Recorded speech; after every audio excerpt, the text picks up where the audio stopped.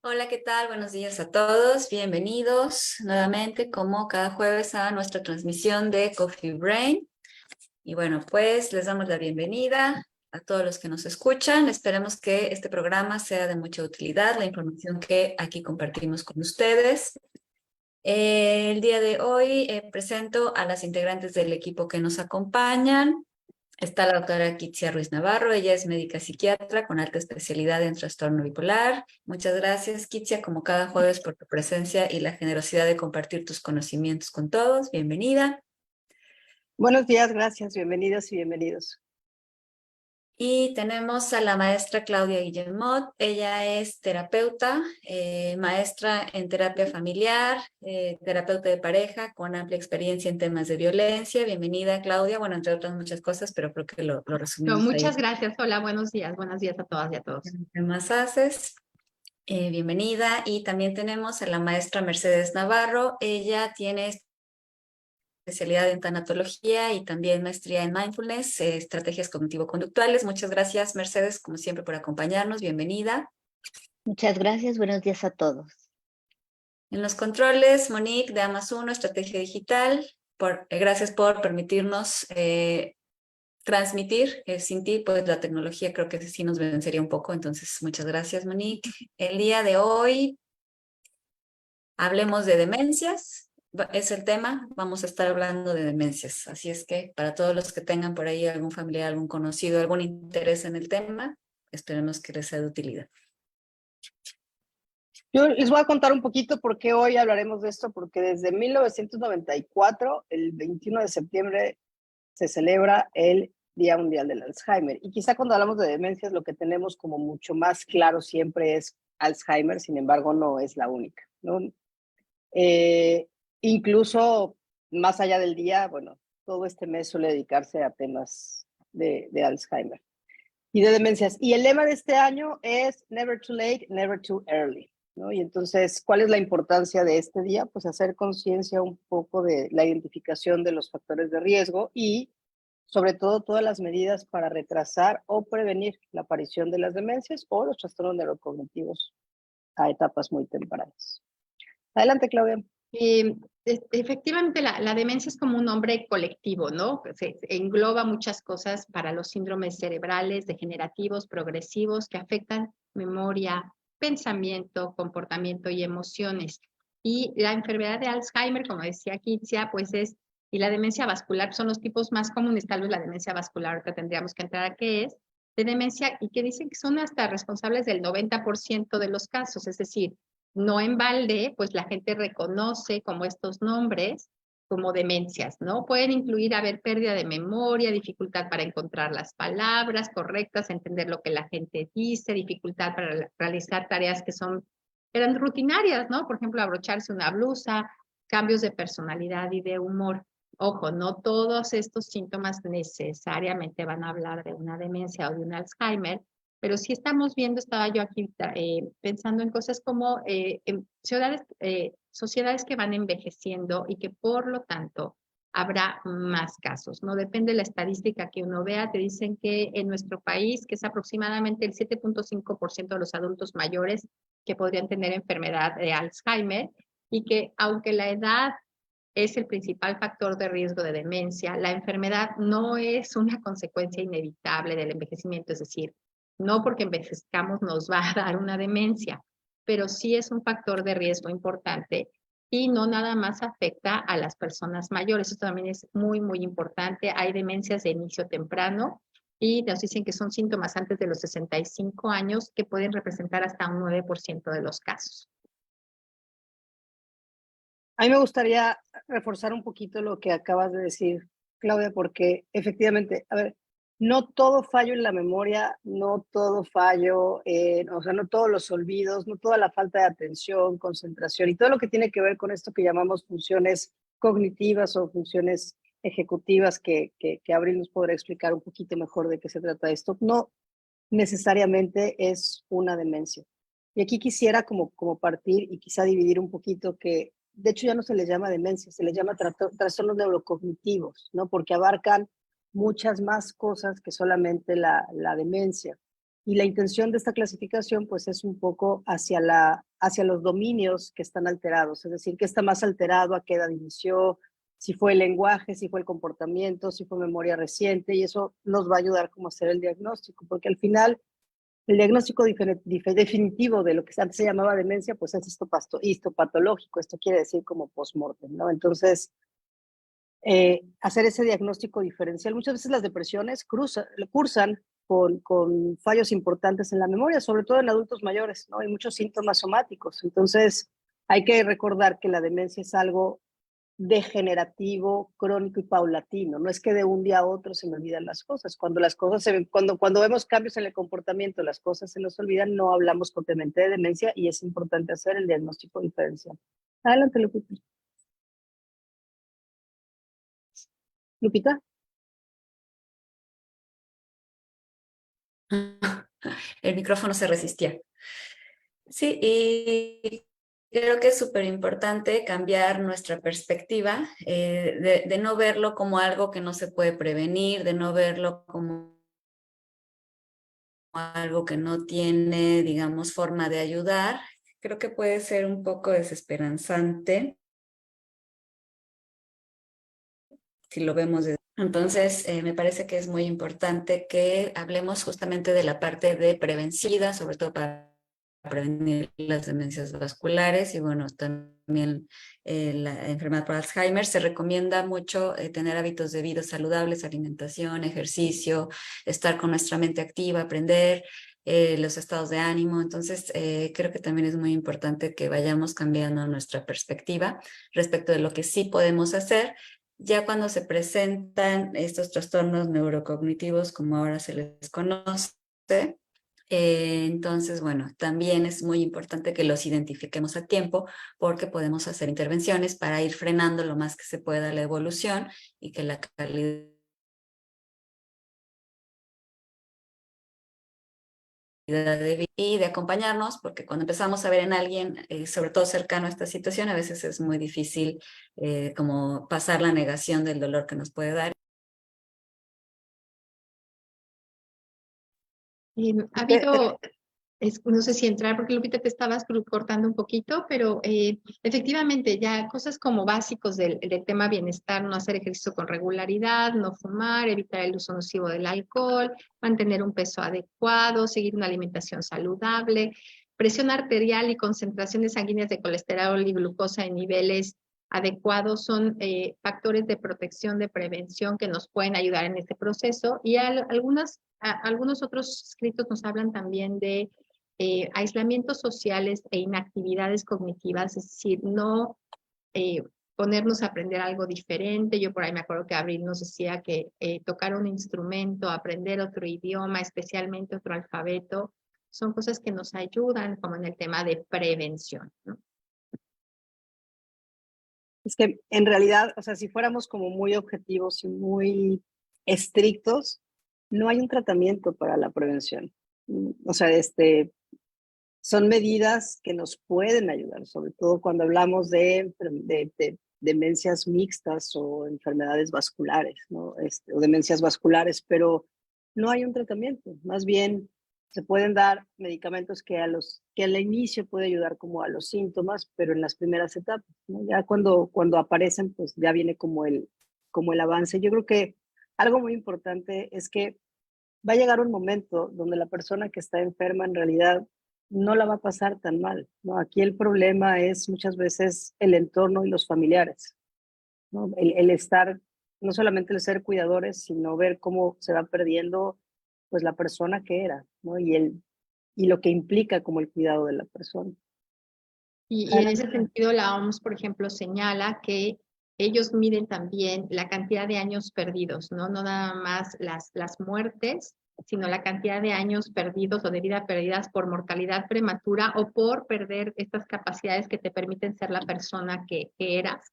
Y también hay un tema de género, ¿no? Hay una desproporción muy importante alrededor de las mujeres, ¿no? Las mujeres desde la Organización Mundial de la Salud y nos dice que en la región de las Américas hasta el 66% de las muertes por Alzheimer y otras demencias son de mujeres, ¿no? Y en estos hábitos para reducir la presencia, bueno, como todo trastorno, aquí hablamos de trastornos neuropsiquiátricos, ¿no? Es un abordaje en conjunto con los neurólogos, no es propiamente un tema solamente de neuropsicología o de psiquiatría, sino es un abordaje en conjunto, ¿no? No hay evidencias de cuál es el origen, pero es una combinación de factores de riesgo, algunos modificables y otros no modificables, y es un poco a lo que va dirigido como todas estas campañas de detección y de prevención. Algunos factores modificables son los que mencionaba como Claudia, ¿no? Pero definitivamente la genética, cuando hablamos específicamente de Alzheimer, pues sí es un factor de riesgo muy importante. Ya está con nosotros la neuropsicóloga Abril Nuche, que justamente al ser un trastorno neuropsiquiátrico, quien, quien nos apoya muchísimo para el diagnóstico, rehabilitación y quien lleva la batuta muchas veces cuando nos encontramos ante un trastorno neurocognitivo, una demencia, pues es justamente Abril, ¿no? Entonces, buenos días, Abril, bienvenida. Adelante.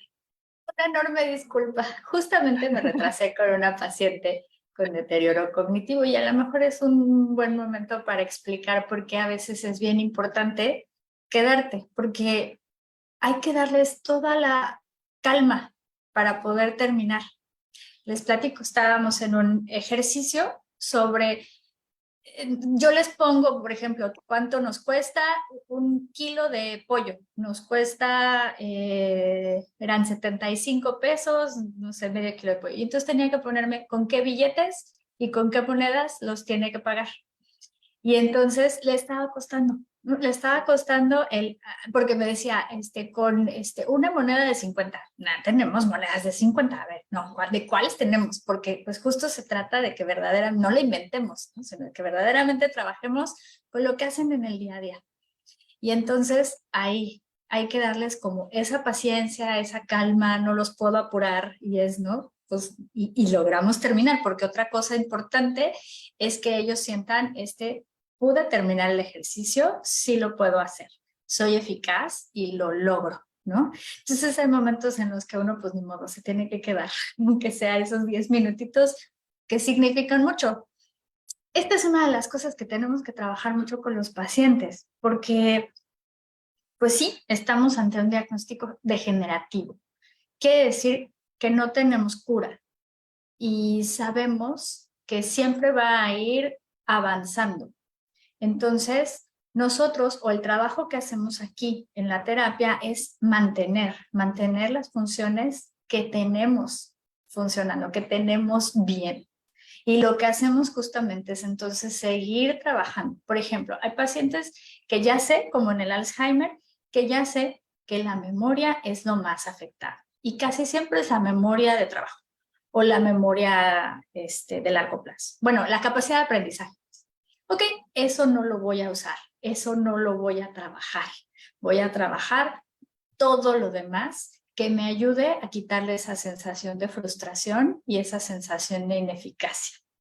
Entonces, pero bueno, llegué tarde, entonces, por favor, si quieren que conteste alguna pregunta en específico o que les cuente algo en específico, díganme. Yo preguntaría, como retomando el hilo de lo que había dicho Kitsia, ¿cómo el abordaje de la familia, de los seres queridos, de la gente significativa? Porque las terapias un ratito, se logran muchas cosas, pero cómo traducir ese trabajo también y la sensibilización y el cuidado y todo lo que implica una persona que va a ir perdiendo, tal vez de manera más rápida o más lenta, pero va a ir perdiendo progresivamente facultades. Te cuento rápido cómo lo hago aquí en el consultorio. Paso número 1, bueno, cuando veo toda la historia clínica del caso, les explico más o menos, primero es toda la psicoeducación, ¿no? ¿Qué es el diagnóstico? ¿Qué es lo que podemos esperar? Explicarles que el pronóstico siempre va a ser muy reservado porque no lo sabemos. Y esa es una de las cosas más frustrantes como para nosotros como especialistas, pero pues es que no lo sabemos y eso tiene que quedar bien claro, ¿no? De hecho, y eso es algo que siempre explicamos. Cuando llega un paciente que al parecer tiene un trastorno neurocognitivo, no sabemos si esto va a ser degenerativo y lo tenemos, eso lo vamos a dejar reservado hasta dentro de 1 año o 2 que podamos confirmar. Mientras, no lo sabemos. Porque si esto es un trastorno, por ejemplo, es un problema vascular de microinfartos, pero resulta que es una persona que se va controlando bastante bien y se logra que mejore, o en ese transcurso del tiempo no tuvo tantos microinfartos, pues a lo mejor no vamos a ver que avance tan rápido. Si es que además, ¿no? Se pone a lo mejor a hacer ejercicio, mejora la diabetes, mejor, pues a lo mejor no vamos a ver que haya tanto avance del problema. Y hay muchas otras razones por las que no necesariamente esto tiene que ser un Alzheimer o una demencia que vaya a ser ya, vamos, muy, muy rápido. Entonces, bueno, ¿qué hacemos? Explicarles primero. Luego, como por ejemplo, ahorita me gusta tenerlos en la terapia. Me gusta que el señor, el esposo o los hijos, cuando vienen, en vez de que estén esperando ahí abajo, estén aquí en la terapia, para que vean qué estamos haciendo y para que vean cómo les voy ayudando, porque casi siempre se les dejan tareas en casa. Entonces, acá es muy importante que ellos vayan viendo cuál es el tipo de ayudas, porque ayuda no es hacerle la tarea, ¿no? Como a los niños, ¿no? No es hacerle la suma y terminarle el trabajo para que le quede bonito, no. Ayuda nomás es cuando me lo pide y cuando veo que lo está necesitando, ¿sale? Y es así, como muy de a poquito. Y al final siempre jugamos y entonces los integramos. Hago algún juego de mesa y jugamos todos, porque siempre es algo que les estoy diciendo, algo que se tiene que hacer siempre con los pacientes bueno, con todos, pero con demencia, pero con todos las personas de la tercera edad es integrarlos a la vida familiar, ¿no? Y una de las formas y de las mejores formas de hacerlo son los juegos de mesa. Entonces, ese tipo de cosas son como yo los voy integrando aquí en la consulta para que se vayan dando cuenta también de cómo va avanzando el deterioro. Muchas veces ellos mismos no se dan cuenta en casa porque a lo mejor no están tanto tiempo o porque no hacen este tipo de tareas, pero ya que van viendo es como que van cayendo en cuenta de que la cosa pues sí está avanzando. Itzia, tienes el micrófono cerrado. Gracias. Me gustaría un poco solo puntualizar algo que dijo Abril antes de que nos explicara lo de los familiares. Y es como los métodos diagnósticos, ¿no? En realidad, a ver, hasta ahora no hay una prueba única que nos ayude a determinar qué es lo que va a pasar, como decía Abril, ¿no? Y muchas veces es cuestión de tiempo. Sin embargo, sí hay herramientas, ¿no? Que le llaman herramientas combinadas. A ver, no son infalibles. Sin embargo, tenemos como, por ejemplo, patrones de imágenes muy establecidos, de medicina nuclear, de espectroscopía. Tenemos los biomarcadores, que bien o mal, o sea, hablando específicamente del Alzheimer, tenemos los biomarcadores de las proteínas beta-amiloides y del tau, que son los depósitos que se generan en el cerebro y es lo que lo va generando, ¿no? Y esto desde hace mucho tiempo se hace con medicina nuclear, ¿no? ¿Cuál es el problema y cuál es la limitación un poco en México? Que no tenemos quizá como el acceso. Son estudios aún caros y no los hacen en todos lados. Pero simplemente si hacemos una resonancia y la persona es hipertensa y además vemos que tiene enfermedad por microvaso, microinfartos, bueno, pues podemos saber que es algo vascular, ¿no? Y que si nos enfocamos como a controlar todos los factores de riesgo vasculares, pues entonces podemos hacer como intervenciones mucho más oportunas, quizás así como para frenarlo, ¿no? Entonces, no hay algo que nos determine cómo va a ser el curso, pero mientras mejor estudiemos al paciente, mientras mejor tengamos la evaluación inicial, eso nos puede ayudar un poco a saber cuál va a ser el curso de cada persona. A mí me gustaría, Abril, un poquito que nos platicaras, o sea, ¿qué sí es una demencia? ¿Qué no es una demencia?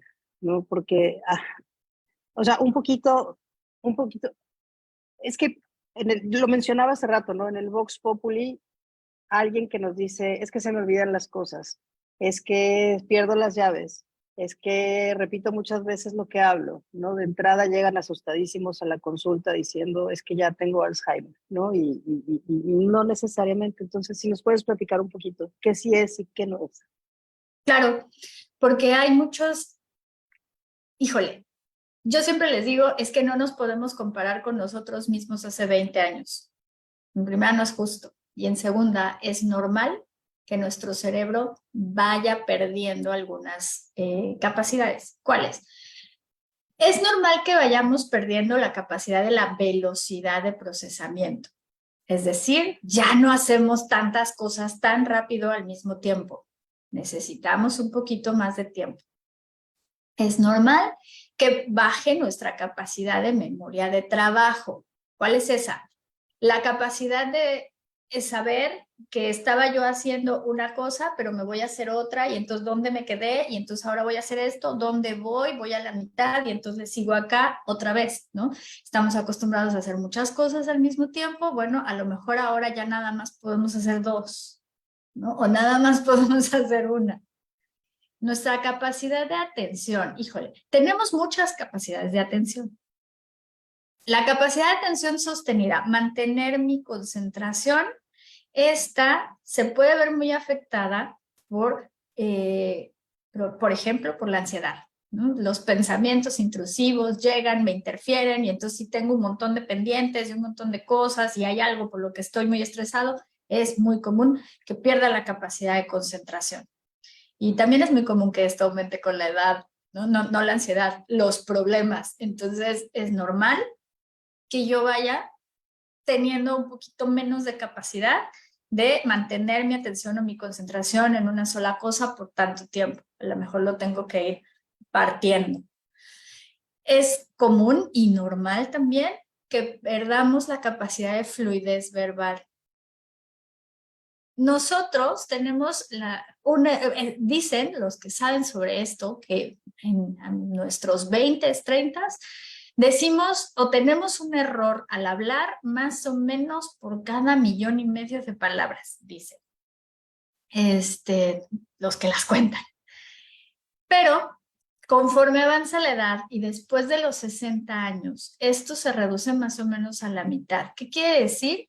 Que vamos a tener más errores para encontrar las palabras, que es común que no nos acordemos del nombre de las cosas, sobre todo si son palabras que no son frecuentes en nuestro vocabulario. Que probablemente antes teníamos por ejemplo, ¿no? Las personas jubiladas, esto es una preocupación común. Es que antes yo me sabía, no sé, pensemos en un abogado, es que antes yo me sabía las leyes y me sabía esto y tenía los artículos aquí, tenía, no sé, pues sí, los usabas todo el tiempo y los tenías que tener, ¿no? Fresquecitos. Pero hace 10 años que ya no los usas. Es completamente normal que te cueste trabajo recordar cuáles eran o el lenguaje o las palabras exactas, porque además la fluidez normalmente va bajando, ¿no? Que tiene que ver con la velocidad de procesamiento también. Entonces, todo eso es normal.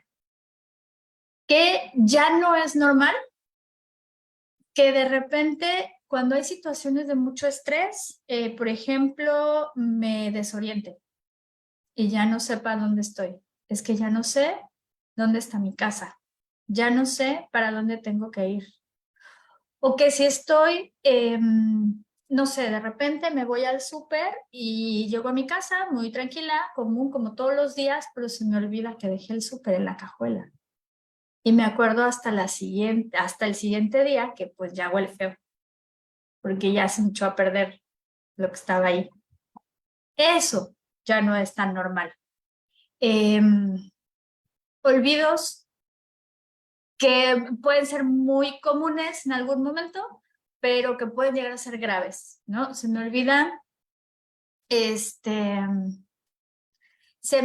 dejé la cartera, pero es que ya es la 4ª o 5ª vez que se me olvida que dejo la cartera en el restaurante o la bolsa, ¿no? Entonces, bueno, una vez nos puede pasar a todos. Que me pase 5 veces en un mes, ok, ya me voy a empezar a preocupar, ¿sale? Entonces, esto es como un asunto de intensidad. Sí es normal que bajen nuestras capacidades, pero hay un punto en el que ya no está tan bien, ya no es normal e incluso puede llegar a ser peligroso. Entonces, por ejemplo, cuando nos desorientamos, ¿no? Si una persona está de repente en cualquier lugar, en una plaza, en lo que sea, y ya no sabe dónde está y ya no sabe cómo regresar a su casa, eso ya puede ser peligroso porque nos puede volver a suceder. Entonces, ahí sí es cuando tenemos que empezar a tomar cartas en el asunto. Y creo que algo muy importante, ¿no? Y redondeo lo que acaba de decir Abril, es que envejecer no es sinónimo de perder la memoria. Como bien dijo Abril, a ver, habrá cosas, a lo mejor nuestros pensamientos sí van más lentos, pero como nuestro cuerpo también lo va a medida que nos hacemos grandes, ¿saben? O sea, pero el que vayamos avanzando en los años no es sinónimo de, o sea, vamos, no van de la mano, ¿no? De hecho, el término demencia senil ya ni existe, ya no se usa, ¿no? Porque se decía, claro, se me olvidan las cosas porque ya estoy grande, se me olvidan las cosas, no, más bien, yo creo que en esta parte como de detección temprana, oportuna, es cuando alguien se empieza a quejar de que se le olvidan las cosas, ojo, toca ponerle atención. Ya después tocará investigar si es una enfermedad neurológica, si es algo más psiquiátrico, si es algo neuropsiquiátrico, si es algo degenerativo, pero no, el que pasen los años no significa que tengamos forzosamente que perder nuestras capacidades cognitivas. Y a mí me gustaría un poquito como empezar a hablar de los tratamientos, ¿no? O sea, el abordaje un poco, pues lo que nos platicaba Abril, lo que ella hace cuando llega un paciente y cómo trata a la familia, pero quizá lo primero que pregunten es, ¿y qué se va a tomar? ¿Y cómo se lo va a tomar? Entonces, no sé, Abril, si nos quieres platicar algo sobre los tratamientos. ¿Y qué esperar? ¿Y qué ¿Qué esperar? esperar? Yo tengo pacientes que se quejan, ¿no? Es que ya tiene 1 minuto tomando sus medicamentos y sigue mal, ¿no? Es como, bueno, espérate tantito. Bueno, existen, precisamente por toda la investigación que ya tenemos acerca del Alzheimer y porque ya sabemos más o menos qué es lo que pasa, existen algunos medicamentos que están dirigidos específicamente hacia lo que sucede en el Alzheimer. Esto es, para decirlo así en 2 palabras y que todo el mundo me entienda, como se lo explico a mi hijo, hay mucho glutamato en una célula, tanto que se vuelve tóxico y entonces la célula hace pum, ¿no? Y entonces hay muchas que empiezan a hacer pum y empiezan a morir. Eso específicamente en la zona de la memoria, que es el hipocampo. Entonces, ya estos medicamentos están hechos para bajar esos niveles de glutamato y que se mueran menos células o menos rápido, ¿no? Que duren un poquito más. 3 palabras. Entonces, estos medicamentos están hechos específicamente para esas áreas del cerebro que trabajan con glutamato. Van a proteger a esas zonas específicas y entonces, bueno, funcionan bien para proteger un poquitito las áreas de la memoria. No es una cura. Están intentando hacer, vamos, ir retrasando. En realidad les llaman neuroprotectores, ¿no? Exacto. Son buffers, o sea, en realidad el tratamiento son buffers, son amortiguadores. Es decir, a ver, yo sé que hay un estrés oxidativo como mayor a lo que mi cerebro puede como soportar y eso es lo que me va dando el deterioro y eso es lo que me va generando como la acumulación de muchas cosas y entonces son amortiguadores, ¿no? Voy a amortiguar un poquito ese exceso de glutamato y de estrés oxidativo en la célula. Perdona. No, exactamente. Y entonces, bueno, no van a curar, están intentando ralentizar todo ese efecto, ¿no? de la enfermedad. Ahora, eso solamente funciona, decía, con este tipo de demencia. Hay muchos otros.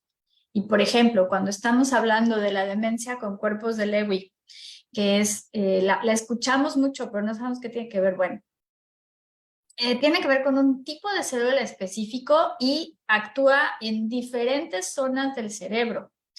Esta afecta también a la parte motriz, no tanto como el Parkinson, pero puede llegar a parecerse, más bien aparecen muchas caídas, son personas que se caen mucho, que se vuelven como se les vuelve más difícil la movilidad sin llegar a perderla, pero se vuelven como eso, muy proclives a las caídas. Y bueno, ¿qué pasa acá? No va, se les mandan todos estos medicamentos, pero no sabemos qué tanto realmente les pueda ayudar. Está deteniendo un poquito, pero no podemos hablar más allá. ¿Qué es lo que realmente les ayuda? Todos, como en la gripe, lo que nos ayuda a bajar todos los síntomas, ¿no? Que son los ansiolíticos, los antidepresivos y demás, que son los que ayudan a reducir la depresión, la ansiedad, que puede llegar en algunos casos con alucinaciones, con mucha paranoia, les dan muchísimas crisis de miedo, muchísimos trastornos del sueño, alimenticios. Entonces, realmente los medicamentos que les ayudan a ir pasando esto más o menos, pues son los medicamentos psiquiátricos. Y le hago así porque tengo aquí. Sí, efectivamente, a ver, el tratamiento va enfocado como a la parte sintomática, ¿no? Según el tipo de trastorno neurocognitivo y los síntomas que tienen, es a donde se dirige el tratamiento. Por ejemplo, alguien con demencia por cuerpos de Lewy, por ejemplo, sabemos que afecta mucho como la parte frontal desde etapas como muy tempranas, ¿no? Entonces vemos muchas veces como comportamientos muy agresivos, ¿no? Entonces dirigimos el tratamiento hacia esa parte, o las demencias frontotemporales, es a donde va dirigido el tratamiento, ¿no? Entonces, por eso decíamos que es un abordaje multidisciplinario.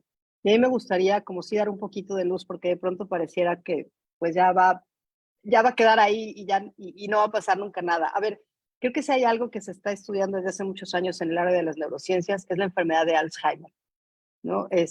Y hay un estudio que se llama el estudio Clarity, que ya se encuentran ahorita varios medicamentos en fase 3 de investigación, es decir, como que se empieza a tener ya una evidencia científica con medicamentos que les llaman anticuerpos antimonoclonales. Es decir, se ataca directamente como el origen de la producción de proteínas a nivel genético para disminuir la producción excesiva o este exceso de glutamato y de acumulación de betamiloide, como decía Abril, ¿no? Quizá el ejemplo más claro que es un tratamiento igual con anticuerpos antimonoclonales es la fibrosis quística. El tratamiento de la fibrosis quística es con medicamentos que son modificadores de la enfermedad y que van dirigidos a la cuestión genética. Entonces, la investigación sigue siendo como esperanzadora, pero todavía están en fases de investigación. Entonces, seguramente en algún momento sí va a haber medicamentos ya en el mercado donde se pueda modificar propiamente el curso de la enfermedad, ¿no? Hasta el día de hoy, pues todo es sintomático.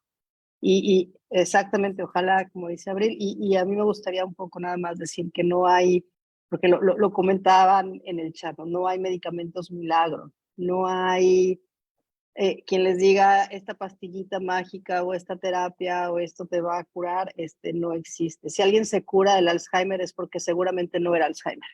O sea, si alguien mejora cognitivamente es porque seguramente no era una demencia. Entonces, mucho cuidado con esas cosas que nos ofrecen como curar, ¿no? La enfermedad. Adelante, Corina. Sí, remedio es milagro, ¿no? No, lo que yo quería agregar nada más era eso, el qué esperar, y creo que desde mi marco teórico a mí me toca decir que la primera batalla contra la demencia es, o sea, el primer paso para trabajar con la demencia es la aceptación, o sea, tanto del que la padece como del que el acompañante, ¿no? O sea, con lo que yo me he topado en el consultorio es con la no aceptación, en donde estamos tan acostumbrados a curar algo y es bien difícil y bien fuerte escuchar autodegenerativa, ¿no? Progresiva, tratamientos paliativos, es terrible porque la persona, o sea, empezar a elaborar un duelo sin pérdida. Pero sí hay pérdida y esa es la primera, o sea, esa es la primera parte, ¿no? Como la aceptación y dejar de batallar con la realidad, ¿cierto? Porque muchas veces uno lo deja ir y lo deja ir y lo deja ir por una cuestión de no querer ver la realidad, de no querer aceptarla. Y entonces, bueno, pues eso complica más los tratamientos después. Pues creo que es un poco como el duelo, ¿no? Y no sé si Mercedes nos quiera como comentar rápidamente algo. O sea, es como el duelo ante la pérdida de la salud y de algo que sabemos que no va a ser sencillo durante los siguientes años. Adelante, Sí, Mercedes. sí, así es. Desde mi trinchera, efectivamente, lo que se trata es de la aceptación de esa pérdida y que vayan entendiendo, como ya mencionaba Abril, la psicoeducación y ese acompañamiento para aceptar y que también vayan aprendiendo cómo tratar a la persona. Eso, desde mi lado, es básico. Okay. Yo esta vez quería agregar algo. Estoy pensando en una paciente cuya mamá ha tenido Alzheimer ya por más de 10 años. el tema de los tiempos, ¿no? Los tiempos, el deterioro, los años que se acumulan para algunas personas y el cómo pues las familias se van adecuando, a veces no de la mejor manera. Si no es nada más de un día para otro, como decía Corina, con el medicamento que ya dio resultados en el primer minuto, sino enfermedades que pueden, si empiezan en una, vamos a decir, una temprana edad, alargarse mucho el tiempo. Adelante, Abril. Híjole, este tema de las familias bueno, aprovechemos el comercial, es tan grande que por eso le vamos a seguir la semana que entra justamente con este tema, porque es muy grande y definitivamente es algo que se aborda poco. Nos preocupamos poco, ya sabemos que el cuidador principal, ya al menos nos empezamos a preocupar por el cuidador principal y sabemos que es al que tenemos que agarrar y sostener, ¿no? Pero ¿y las familias? Es todo un tema, ¿no? Y hay que abordarlo con todo lo necesario y le dejamos el programa de la semana que entra.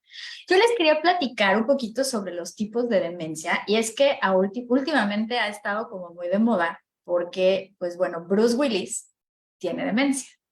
Pero a mí me gustaría que viéramos desde antes porque hace como un año salió pues el reportaje de que tenía afasia.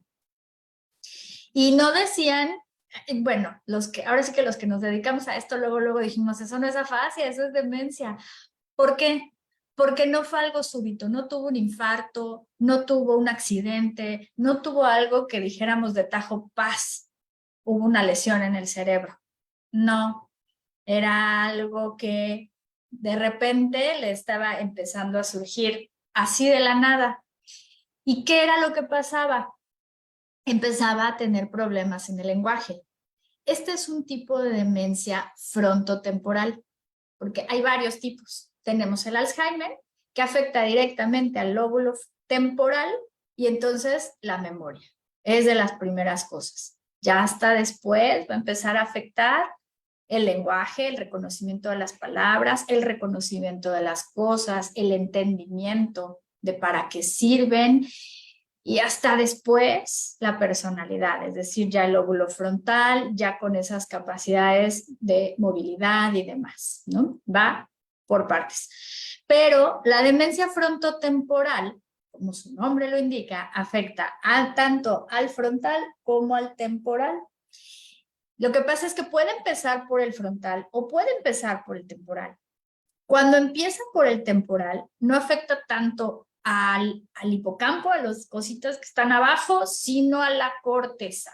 Y la corteza, pues es la que maneja todo nuestro lenguaje, nuestra capacidad de entendimiento, comprensión del lenguaje y de acceso a las palabras. Entonces es lo primero que se afecta. Lo primero que vamos a ver aquí es una anomia, es decir, una incapacidad para acceder al nombre de las cosas, pero muy grave, porque otra vez esto es normal y es normal que se afecte con la edad, pero una vez cada semana, no 3 o 4 veces al día, en donde ya no me acuerdo el nombre del salero y el nombre de la silla y el nombre de la mesa. Y entonces ya todo es el S de la ESA, pásame aquel, porque ya no puedo acceder rápidamente a las palabras. Poco a poco me voy dando cuenta que mi familiar se va a aislar mucho y ya no va a platicar. A lo mejor antes me contaba todo el chisme o estaba interesado en la conversación, ya no. ¿Por qué? Parece que no escucha, pero lo que pasa es que está perdiendo capacidad de comprensión, de ir siguiendo la conversación y entonces como ya no puede aportar nada, para que no se den cuenta, me hago para atrás. Y lo vamos a notar mucho, hasta el punto en el que nos damos cuenta que ya no está comprendiendo lo que le decimos, que ya no sigue instrucciones, siempre vamos a pensar que es el oído, es que ya no escucha bien, ¿no? Pero no. Hasta que ya es grave y entonces nos damos cuenta que además ya no puede expresarse normalmente, ¿no? Y es ahí cuando aparece la afasia muchísimo más evidente. Lo que pasa es que aquí ya tenemos una lesión o una afectación más importante en temporales. acá empezó por temporal y después va a seguir por frontal, es decir, después va a afectar a la personalidad y a la capacidad de tomar decisiones, de orientarse, de entender las situaciones de la vida. Puede empezar al revés, que es la frontotemporal, pero que empieza por frontal, y entonces tenemos a las personas que cambian de personalidad completamente y se vuelven súper impulsivas y se vuelven súper agresivas y se vuelven otra cosa diferente de lo que eran, aunque todavía tienen buenas capacidades de memoria y demás. La que les decía, con cuerpos de Lewy, casi siempre tenemos estas caídas, tenemos sí problemas de personalidad, problemas cognitivos, pero casi siempre vienen con problemas motores, ¿no? Y bueno, como les decía, hay distintos tipos, entonces siempre vamos a ver problemas graves en alguna parte en algún cambio, un cambio importante que ya va más allá de estas como pérdidas normales, y es ahí cuando tenemos que empezar a pensar que hay una demencia. Entonces, justamente un año después ya fue cuando vimos que Bruce Willis ya nos dijeron, ya salió a la luz que tenía demencia frontotemporal. En su caso comienza con una afasia y ahí se llama afasia primaria progresiva. Hay otros casos muy importantes. Yo ayer me enteré que Ronald Reagan tenía Alzheimer y todavía se lo detectaron cuando estaba en funciones. Y fue gracias a él que se empezó a hacer una gran campaña para que se conociera sobre el Alzheimer, y estamos hablando del 94. Entonces, a partir de ahí, así como hizo la guerra contra las drogas, también hizo la guerra contra el Alzheimer, y empezaron entonces también a darle mucho dinero a la investigación para el Alzheimer. Eso también es interesante. Otro caso interesante es el de Robin Williams. Robin Williams, después de que se suicidó, se enteraron que tenía demencia de cuerpos de Lewy, y esta pues probablemente es una de las causas que lo llevó a tomar esa decisión. Y bueno, es la que les decía, que puede surgir con muchos problemas motores, pero en su caso, pues probablemente también con una depresión que ya venía de mucho más atrás, y en donde, pues bueno, él decidió no dejar ver ninguno de estos síntomas e irse antes de que comenzaran, lo cual, bueno, al final del día, es una decisión que por más que nos cueste, vamos a tener que respetar. ¿Qué otro? Hay otros famosos, creo que Sean Connery, que también tenía Alzheimer, o tiene todavía, y hay otro actor muy importante, el que la hacía de Willy Wonka, que no me acuerdo del nombre, que también tenía Alzheimer. Si se acuerdan de alguno más, cuéntenos. Pues no por el momento. Creo que cuando se trata de personas públicas, muchas veces nos enteramos como ya después. Después. Sí, La ventaja sí. de que sean personas públicas y que además hagan público esto, que finalmente tienen todo el derecho a la privacidad, es que visibilizan, ¿no? Visibilizan para otros. Puede haber temas de recaudación de fondos, de mayor investigación, pero también se pone el ojo en esto nos puede pasar a todos, y puede generar una atención que de otra manera no tendría. Ok, pues no sé si tengan como comentarios finales, ¿no? Quizás solamente redondear un poquito con cuáles son las recomendaciones de la OMS, ¿no? En cuanto de estos factores que hablábamos, de factores prevenibles, ¿no? Reducir consumo de grasas saturadas, alimentación sana, suplementos alimenticios que funcionan como antioxidantes, ojo, al buffer, no los productos milagros, ¿no? La vitamina B12, la vitamina E, todos los omegas. Evitar, como muchos otros que lo pueden como agravar, ¿no? El hierro, el cobre. Mucho se ha hablado de las ollas de aluminio y de estos sartenes donde se cocina, ¿no? Que esos metales pesados favorecen el riesgo, y actividad física. Bueno, y evidentemente como consumo de sustancias. ¿Okay? De actividad cognitiva. Uh-huh. Quedarse en el sillón a ver la tele no cuenta como actividad cognitiva. Exactamente. Dormir tampoco.